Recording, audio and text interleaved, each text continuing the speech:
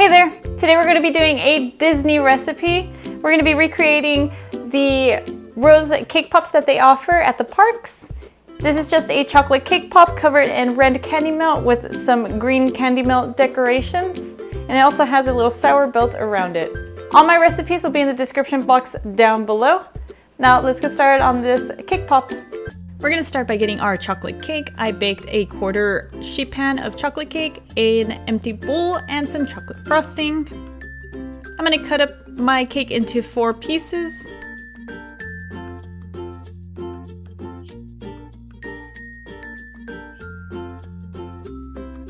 Add 1 piece at a time into this bowl. And with my handheld mixer, I'm going to break this up into crumbs.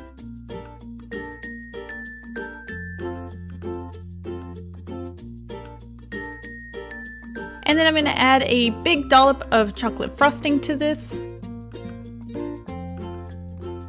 And then keep mixing it with that handheld mixer.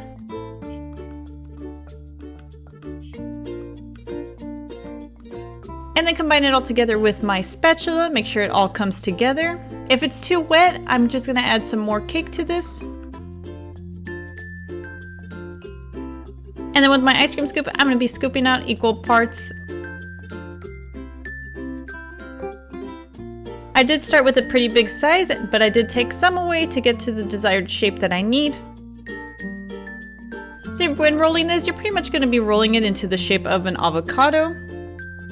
You're going to want a heavy bottom with a small tip on it.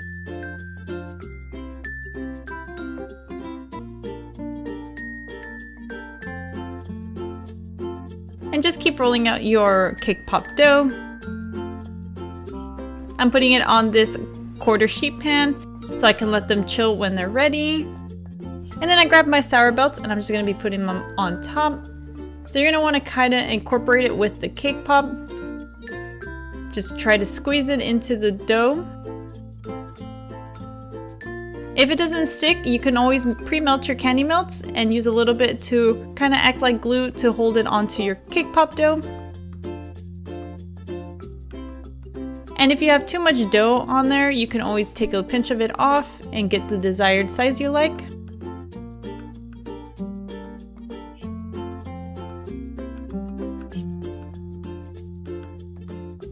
So I'm just going to keep repeating this, grabbing the cake pop dough and adding my sour belts to it.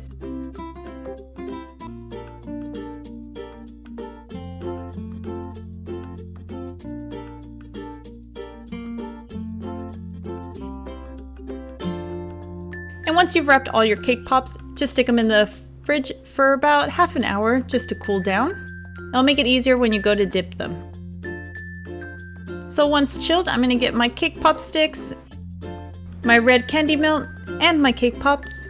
Dip a stick into that candy melt, and then stick that into the cake pop.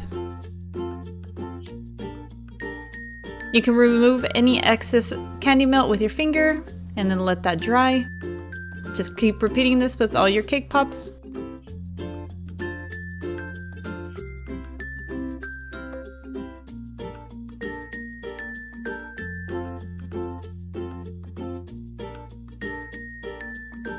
I also did try to use some straws.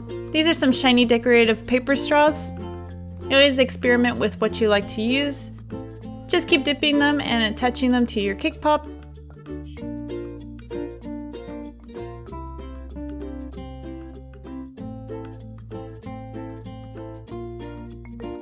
And once it's hardened, we're going to start dipping these into the candy melt. So just give it a couple spins. And then tap your wrist to remove any excess candy melt. You don't want to directly tap it because you run the risk of dropping that into the bowl.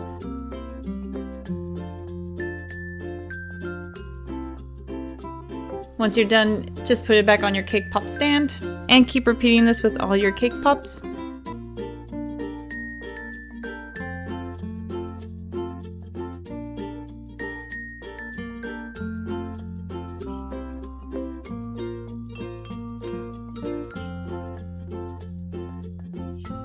You're just gonna wanna allow this to harden. It shouldn't take too long. I'd say maybe 5 minutes, 5-10 minutes. Just let them air dry.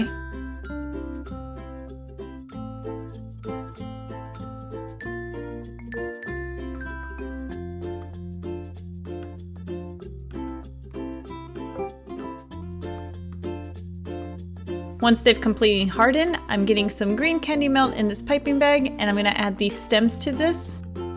These are the little leaves that you see attached to the stems, so you're just gonna pipe a couple strands and then a little blob next to the stick. You can always use a leaf tip if you wanna get more accurate.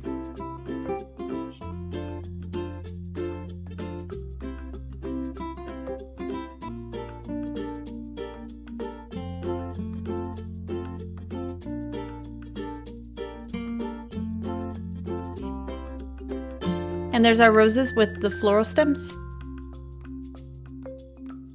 And here's an inside look into those cake pops.